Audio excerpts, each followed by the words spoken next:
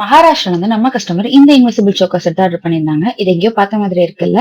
இதுதான் நம்ம பேஜ்ல போஸ்ட் பண்ணியிருந்த இன்விசிபிள் சோக்கர் செட். ஆனா அவங்க இது இப்படி கஸ்டமைஸ் பண்ணியிருந்தாங்க. நம்ம போஸ்ட் பண்ணியிருந்த சோக்கர் செட்டோட பிக் நமக்கு ஷேர் பண்ணி இந்த ஒயிட் பீட்ஸ் இருக்க இடத்துல எல்லாமே எனக்கு கோல்டன் பீட்ஸ் வேணும்னு கேட்டிருந்தாங்க. இந்த கோல்டன் பீட்ஸ் நம்ம கிட்ட அவைலபிளா தாங்க இருந்துச்சு. ஆனா கீழே ஹேங்கிங் மாதிரி கொடுத்துருக்கோம்ல, அதுல என்கிட்ட ஒயிட் மட்டும் தான் இருந்துச்சு. கோல்டன் கலர் பீட் மெட்டீரியல் எங்க கிடைக்கும் சர்ச் பண்ணி நான் வாங்கி அவங்களுக்காக இந்த சோக்கர் செட்டை கஸ்டமைஸ் பண்ணி கொடுத்திருந்தேன். அவங்க கேட்ட மாதிரி ரெடி பண்ணியாச்சு. ஃபைனல் அவுட்புட்டும் நிஜமாவே வேற லெவல்ல இருந்துச்சு. இதுக்கு மேட்சிங்கா இயர்ரிங் செட்டும் சேம் மாடல்ல வித் ஹேங்கிங்கோட அட்ஜஸ்டபிள் ஃபிங்கர் ரிங்கும் ஃப்ரீ காம்ப்ளிமெண்டா கொடுத்திருந்தேன். அவங்க ஆர்டர் பண்ண டே ஒன்ல இருந்து கடைசி வரைக்குமே ரொம்ப பேஷன்ஸா வெயிட் பண்ணிட்டு இருந்தாங்க. என்ன எந்த ஃபோர்ஸும் பண்ணல. நான் மெட்டீரியல் வாங்கி ரெடி பண்ற வரைக்கும் எனக்கான டைம் கொடுத்தாங்க.